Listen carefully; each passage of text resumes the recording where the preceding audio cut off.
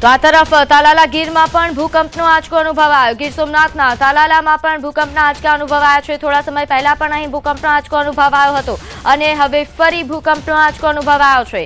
અહીં મળતી માહિતી અનુસાર 9:08ની આસપાસ આ ભૂકંપનો આંચકો અનુભવાયો છે, જેનું કેન્દ્ર બિંદુએ તાલાલાથી 15 કિલોમીટર દૂર નોંધાયું છે। 1.7ની તીવ્રતાનો આંચકો હતો। કેન્દ્ર બિંદુએ તાલાલાથી 15 કિલોમીટર દૂર નોંધાયું છે। કોઈ જાનહાનિના સમાચાર નથી। તો સૌરાષ્ટ્રમાં હાલ આજ સવારથી જે રીતે ધરાધ્રુજી રહી છે, લોકોમાં ગભરાટ ફેલાયો છે। સૌરાષ્ટ્રમાં રાજકોટના ઉપલેટામાં ભૂકંપ અનુભવાયો તો ગીર સોમનાથમાં તાલાલા ગીરમાં પણ ભૂકંપના આંચકા અનુભવાયા હોવાની વિગત છે। અહીં માત્ર 1.7ની તીવ્રતાનો આંચકો અનુભવાયો હતો, જેનું કેન્દ્ર બિંદુ એ તાલાલાથી 15 કિલોમીટર દૂર નોંધાયો।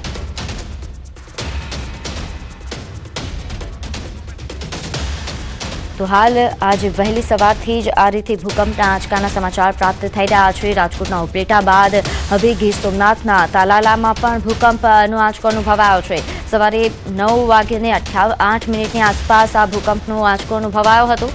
આ ઉપરાંત જો વાત કરવામાં આવે, કારણ કે ગતરોજ પણ ઉપલેટામાં ભૂકંપના આંચકા અનુભવાયા હતા, ત્યારે તીવ્રતા ઓછી હતી અને આજે સવારે જ્યારે ઉપલેટામાં આંચકો અનુભવાયો તો 3.8ની આસપાસ ભૂકંપના આંચકા હતા અને તાલાલામાં કે જ્યાં માત્ર 1.7ની તીવ્રતાનો આંચકો છે। કોઈ જાનહાનિ નથી, કોઈ ચિંતા જેવા સમાચાર નથી, પરંતુ કારણ કે આંચકાનું પ્રમાણ વધારે છે, એક બાદ એક આંચકા અનુભવાઈ રહ્યા છે, તો લોકોમાં ગભરાટ ફેલાયો છે। ત્યારે હાલ વધુ વિગત સાથે મારી સાથે સંવાદદાતા મુનાફ લાઈવ જોડાઈ ગયા છે। મુનાફ, જે રીતે હાલ ભૂકંપના આંચકા અનુભવાયા, ઉપલેટામાં કેવો માહોલ, લોકો શું કહી રહ્યા છે? બિલકુલ ચોક્કસ જે રીતે ગત રાત્રેથી જે ભૂકંપના આંચકા હતા, 4 કલાકમાં 9 આંચકા આવી જતા, તેને લઈને લોકો અત્યારે ભયભીત થઈ ચૂક્યા છે। તેને લઈને અત્યારે નગરપાલિકા દ્વારા અને લોકોની ભાગરૂપે જે ગરજિત મકાનો તેની જગ્યામાં ખસેડવામાં આવી રહ્યા છે। જે રીતે રાતથી લગાવીને અત્યાર સુધી લોકોની ઊંઘમાં હતા, ઊંઘમાં જે બહાર નીકળી અત્યારે એક તો ઠંડીનો માહોલ છે, ઠંડી ઉપરથી આ લોકો જે ભૂકંપના આંચકાઓ તેને લઈને નાના બાળકો હોય, ભૂલકા હોય, તેને બહાર રહેવું, પૂરી રાત બહાર રહેવું પડતું। સ્કૂલોમાં અત્યારે તે રજા આપી દેવામાં આવી છે। જે રીતે ભૂકંપ છે તે ભૂકંપ રાતની 4 કલાકમાં 9 આંચકા આવ્યા, તેને લઈને લોકોમાં અત્યારે ગભરાટ થઈ રહ્યો છે। જે રીતે ઉપલેટા, ધોરાજી અને જેતપુર તે લોકો અત્યારે ભયભીત જોવા મળી રહ્યા છે। લોકોના અંદરમાં ખાસ કરીને એક ડરનો માહોલ છે કે ભૂકંપ છે વહેલી સવારે આવે છે, પછી પાછું આવે છે, પાછું એ રીતે લોકોને એક ડર છે કે અત્યારે ઘરમાં જતું ને પાછું ભૂકંપ આવશે તો શું કરશું, તેને લઈને લોકો અત્યારે તો બહાર જઈએ અને લોકોના અંદરમાં એક ગભરાટ જેવો માહોલ જોવા મળી રહ્યો છે। જી બિલકુલ, આભાર માહિતી આપવા બદલ। તો હાલ જે રીતે સંવાદદાતાએ જણાવ્યું કે લોકોમાં ડર છે, કારણ કે એક બાદ એક આંચકા અનુભવાઈ રહ્યા છે, એટલે ડર સ્વાભાવિક છે। જો કે એલર્ટ પણ જાહેર કરવામાં આવ્યું છે। સમાચારમાં આગળ વાત કરીએ, વડોદરામાંથી અખાદ્ય મીઠાઈનો જથ્થો મળી આવ્યો છે।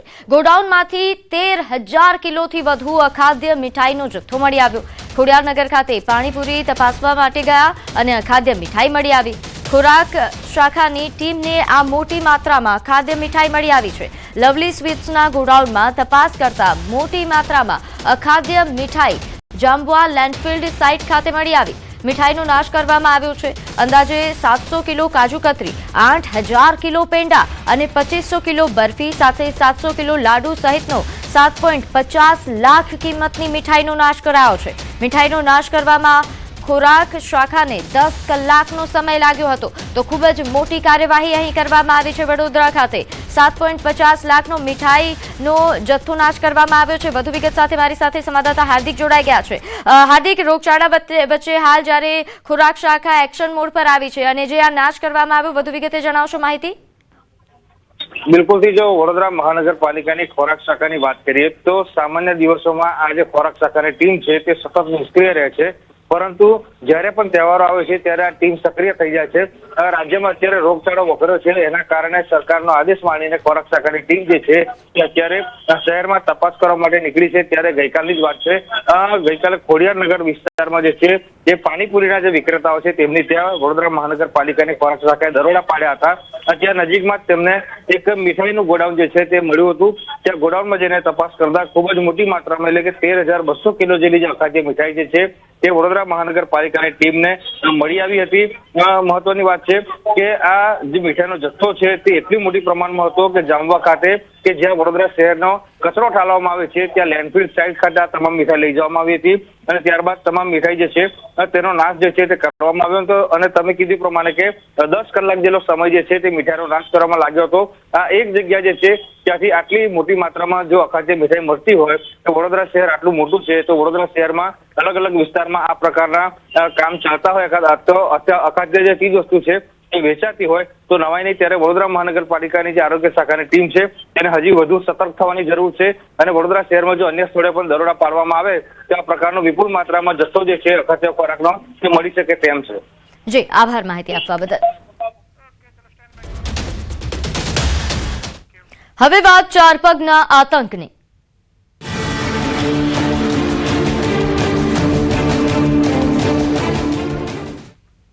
રાજકોટમાં રખડતા શ્વાનનો આતંક સામે આવ્યો છે. જૂની મહેશ્વરી સોસાયટીમાં શ્વાનનો આતંક સામે આવ્યો. બાળકોની પાછળ પડતા શ્વાનના સીસીટીવી સામે આવ્યા છે. વાહનોને નુકસાન પહોંચાડતા શ્વાન સીસીટીવીમાં કેદ થયા. મહેશ્વરી સોસાયટીના સીસીટીવી ફૂટેજ સામે આવ્યા. શહેરની જૂની મહેશ્વરી સોસાયટી કે જ્યાં રખડતા શ્વાનનો આતંક વધી રહ્યો છે. શ્વાન શેરીમાંથી નીકળતા નાના બાળકો પાછળ કરડવા માટે દોડે છે. શ્વાન સ્થાનિકોની ગાડીઓમાં પણ નુકસાન પહોંચાડે છે.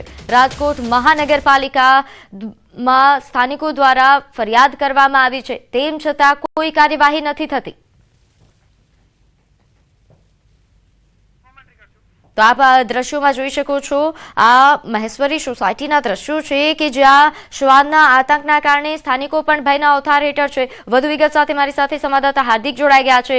હાર્દિક, રખડતા શ્વાનોનો આતંક વધી રહ્યો છે રાજકોટમાં, વધુ વિગત જણાવશો?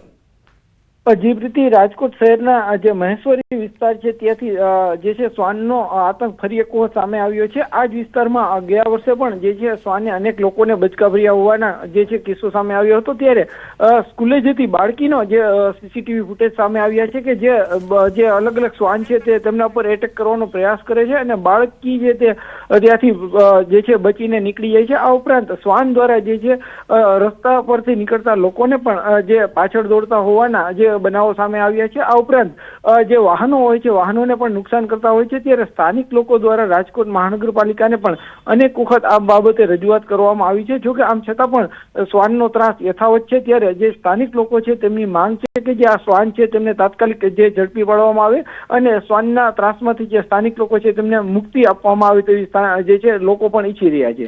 બિલકુલ. અને હાર્દિક, જે રીતે આપે જણાવ્યું કે ગત વર્ષે પણ આ જ પ્રકારે અહીં શ્વાન કરડવાના કિસ્સાઓ સામે આવ્યા હતા, તેમ છતાં આ વર્ષે ફરી આ જ પ્રકારની ઘટનાઓ સામે આવી રહી છે. મનપા એટલી નિષ્ક્રિય છે?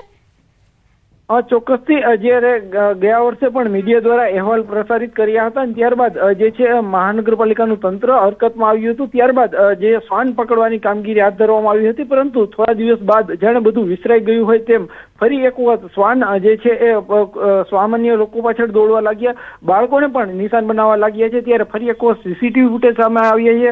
અહીંયા સવાલ એ ઉભો થાય છે કે જે મહાનગરપાલિકા છે તે શ્વાનને પકડવા પાછળ વર્ષ દરમિયાન જે લાખો રૂપિયાનો ખર્ચો કરતા હોય છે, આમ છતાં પણ જો બાળક પણ સુરક્ષિત ન હોય તો જે છે આ ખર્ચાનો અર્થ શું છે તેવું પણ જે જાણકારો કહી રહ્યા છે. બિલકુલ, આભાર માહિતી આપવા બદલ. તો હાલ જે રીતે સંવાદદાતાએ જણાવ્યું કે મનપાની કામગીરી પર સવાલો ઉઠી રહ્યા છે. સ્થાનિકો સવાલ કરી રહ્યા છે અને તેમના સવાલ પણ વ્યાજબી છે. કારણ કે આપ આ દ્રશ્યો જુઓ, રાજકોટના આજના દ્રશ્યો આપ જોઈ રહ્યા છો જ્યાં બાળક પર શ્વાન દ્વારા હુમલો કરવામાં આવે છે. બીજી તરફ મોરબીના ગઈકાલના દ્રશ્યો સામે આવ્યા, ત્યાં પણ આ જ રીતે શ્વાન દ્વારા બાળક પર હુમલો કરવામાં આવ્યો હતો, તેને ઈજા પહોંચાડવામાં આવી હતી. આ પ્રકારની ઘટનાઓ દિવસે ને દિવસે વધી રહી છે. ત્યારે મનપાની કામગીરી પર સવાલો ઉઠી રહ્યા છે. કારણ કે આ શ્વાનને પકડવા માટે ખસીકરણ પાછળ ઘણા પૈસાનો ખર્ચ થતો હોય છે, કરોડો રૂપિયાના ખર્ચના અહેવાલો સામે આવતા હોય છે. તેમ છતાં આ પ્રકારની સમસ્યાઓ યથાવત છે.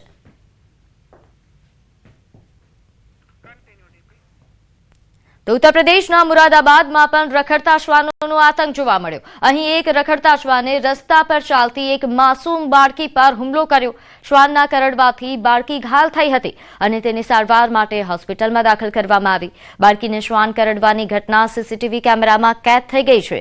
શ્વાન કરડવાનો લાઈવ વિડીયો સોશિયલ મીડિયા પર વાયરલ થઈ રહ્યો છે. મહાનગરપાલિકા સતત રખડતા શ્વાનોને પકડવા માટે ઝુંબેશ ચલાવી રહી છે. તેમ છતાં મહાનગરમાં હજુ પણ શ્વાનોનો આતંક યથાવત છે. વાયરલ વિડીયો એ સદર કોટવાલીના ગંજ બજારનો હોવાનું સામે આવ્યું છે. તો આ તરફ દ્વારકામાં આખલાએ આતંક મચાવ્યો. ખંભાળિયા તાલુકાના સલાયા ગામે આખલાનો આતંક સામે આવ્યો છે. અહીં લગ્ન પ્રસંગમાં અચાનક આખલો ઘૂસી આવ્યો, જેના કારણે નાસભાગ મચી ગઈ. જૂની નગરપાલિકા પાસે લગ્ન પ્રસંગ ચાલી રહ્યો હતો અને તે દરમિયાન આખલો ઘૂસી જતા લોકોના જીવ તાળવે ચોંટી ગયા. આખલાની અડફેટે આવતા 8 થી 10 લોકોને ઇજાઓ પહોંચી છે. તમામ ઇજાગ્રસ્તોને સલાયાની સરકારી હોસ્પિટલમાં ખસેડવામાં આવ્યા, જ્યાંથી એક ઇજાગ્રસ્તની હાલત વધુ લથડતા તેમને તાત્કાલિક ખંભાળિયા હોસ્પિટલ રિફર કરવામાં આવ્યા. તો સમગ્ર ઘટનાનો વિડીયો પણ સામે આવ્યો છે, જેમાં જોઈ શકાય છે કે લગ્ન પ્રસંગ દરમિયાન આ રીતે આખલો ધસી આવે છે. વધુ વિગત સાથે મારી સાથે સંવાદદાતા મુકુંદ જોડાઈ ગયા છે. મુકુંદ, આ સમગ્ર ઘટના વિગતવાર જણાવશો? જી પ્રીતિ, વાત કરવામાં આવે તો દેવભૂમિ દ્વારકા જિલ્લાના ખંભાળિયા તાલુકાનું સલાયા ગામ આવેલું છે. આ સલાયા ગામમાં એક લગ્ન પ્રસંગ ચાલી રહ્યો હતો અને સાંજના સમયે જાન આવી હતી, ત્યારે લોકો પણ ઉત્સાહમાં હતા, નાચતા ઝૂમતા હતા. તે દરમિયાન અચાનક જ આખલો ઘૂસી જતા અફરાતફરી જેવો માહોલ સર્જાયો હતો અને આ આખલાની અડફેટે 8 થી 10 જેટલા લોકો ઈજાગ્રસ્ત થયા હતા અને આ ઈજાગ્રસ્ત લોકોને પ્રથમ જે સલાયાની જે જનરલ હોસ્પિટલ આવેલી છે ત્યાં સારવારમાં ખસેડવામાં આવ્યા હતા, પરંતુ જેમાંથી એક વ્યક્તિને વધારે હોવાના કારણે તેને જામ ખંભાળિયાની જે જનરલ હોસ્પિટલ છે તેમાં સારવાર માટે ખસેડવામાં આવ્યો હતો. જી મુકુંદ, જે રીતે આપે જણાવ્યું કે અહીં આ પ્રકારની ઘટનાઓ વધી રહી છે, આભાર માહિતી આપવા બદલ. તો હા, જે રીતે સંવાદદાતા દ્વારા જણાવવામાં આવ્યું કે ઘટનાઓ વધી રહી છે, કાર્યવાહી કરવી એ ખૂબ જરૂરી. તો જૂનાગઢના વંથલી પંથકમાં પણ વન્ય પ્રાણીઓનો આતંક યથાવત છે. અહીં શિયાળામાં સિંહ અને દીપડા જેવા પ્રાણીઓએ શિકારની શોધમાં રહેણાંક વિસ્તારોમાં આવી ચડતા ખેડૂતોમાં ભારે ફફડાટ જોવા મળી રહ્યો છે. ખાસ કરીને નાવડા ગામમાં, જ્યાં એક સાથે 3 દીપડા દેખાતા સ્થાનિકોમાં ભયનો માહોલ છે. જો કે વન વિભાગે સતર્કતા દાખવી પેટ્રોલિંગ તેજ કર્યું છે અને છેલ્લા 2 વર્ષમાં વિસ્તારમાંથી 20 દીપડાઓને પાંજરે પૂરવામાં સફળતા મળી છે. વન વિભાગે લોકોને વન્ય પ્રાણીઓ સાથેના ઘર્ષણથી બચવા અને સાવચેત રહેવા માટે અપીલ કરી છે. 10 વાર તો દીપડા ગામમાં છે, કેટલા હાવીજું છે. પછી આ રોજનો ત્રાહ અમારે પૂરેપૂરો છે. રોજના ત્રાહમાં અમને એમ થાય કે અમારે આમાં ઘઉં વાવવા કે ન વાવવા. અટાણે એમ થાય કે આમાં કેમ જીવવું. હવે આ સરકાર આમાં કંઈ ધ્યાનમાં લેતી નથી, તો અમારે કરવું શું? ત્રાસ છે જાનવરોમાં. સિંહ, દીપડા, રોજ, ભૂંડ, ઝરખ, હરણ, અજગર જેવા હિંસક જાનવરોનો ખૂબ જ ત્રાસ છે. અમારા ગામના ખેડૂતો તેમજ મજૂરો પોતાની વાડીઓમાં કામ કરવા માટે જાય તો જાય કઈ રીતે? ખેડૂતોને એટલો બધો ત્રાસ છે કે આખી રાત ખેડૂતો રખોલા કરે. રખોલા કરવા પોતાની વાડીએ જાય માંડ કરીને, તો સિંહ અથવા દીપડો એને રસ્તામાં ભટકે તો પોતાના જીવને જોખમે પોતે માંડ રખોલા કરે ને પોતાના પાક બચાવે. આ વિસ્તારમાં જેમ જેમ દીપડાઓનો આતંકની જે આવી અમારી પાસે મેસેજ આવે છે, એના